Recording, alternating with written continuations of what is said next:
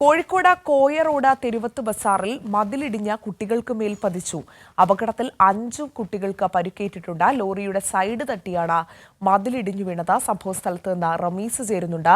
റമീസ്, തലനാരിഴയ്ക്കാണ് അപകടം ഒഴിവായത്. 5 കുട്ടികൾക്ക് അപകടമൊക്കെ വലിയ പരിക്കൊക്കെ ഏറ്റിട്ടുണ്ട് എന്നാണ് മനസ്സിലാക്കുന്നത്. എങ്ങനെയായിരുന്നു സംഭവം? മൊത്തത്തിലൊരു വിശദാംശം എങ്ങനെയാണ്? അഞ്ജന, ഇന്ന് രാവിലെ 8:45 സ്കൂളിലേക്ക് ബസ് പോകാനായി ബസ് കാത്തിരുന്ന വിദ്യാർത്ഥികൾക്കാണ് അപകടം നടന്നത്. ഞാനിപ്പോൾ ഉള്ളത് ഈ അപകട സ്ഥലത്താണ്. കോഴിക്കോട് കോയ റോഡിലാണ് ഈ ഒരു അപകടം നടന്നത്.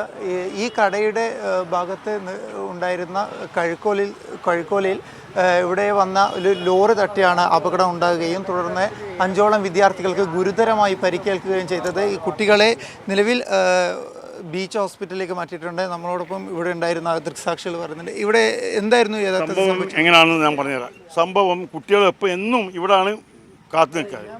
അത് സ്കൂൾ ബസ് കാത്തുക്കൽ വരികയാണ്. ഈ കുട്ടികൾ കാത്തുനിൽക്കുമ്പോഴാണ് ഒരു ലോറി കോഴി വണ്ടി വരുന്നത്. കോഴി വണ്ടീൻ്റെ ഈ ഇല കാരണം കോഴി വണ്ടി കാണൂല. ഈ കൗക്കോൽ തള്ളിയിരിക്കില്ലേ, ആ കൗക്കോലിന് തട്ടിയതിന് ശേഷമാണ് ഈ ചുമര് കൗക്കോലടക്കം കൊണ്ട് മറിഞ്ഞു വെക്കുന്നത്. ഈ കുട്ടികൾ ഇവിടെ ഇരുന്നുണ്ടായത്. കുട്ടികൾ ദേഹത്തേക്കാണ് എല്ലാം മറിഞ്ഞത്. ഒരു കുട്ടിക്ക് 2 കുട്ടിക്ക് നല്ല സാരമായ പരിക്കുണ്ട്. ഒരു കുട്ടീൻ്റെ കാലിൽ പടം മറിഞ്ഞിട്ടുണ്ട്. ഇപ്പം ബീച്ച് ഹോസ്പിറ്റലിൽ കേൾക്കുന്നത് എന്താണെന്നോ, ഒരു കുട്ടീനെ മെഡിക്കലിലേക്ക് മാറ്റിക്കുന്ന പറഞ്ഞത്. സാരമായ പരിക്ക് ആ കുട്ടിക്കുണ്ട്.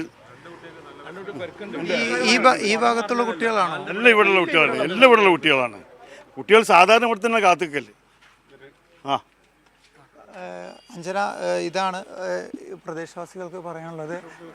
ഈ ഭാഗത്ത് ബസ് കാത്തിരുന്ന കുട്ടികൾക്കാണ് ഇത്തരത്തിൽ അപകടം സംഭവിച്ചത്. ഇവിടെ വേറെയും ഒരുപാട് കുട്ടികളുണ്ടായിരുന്നു.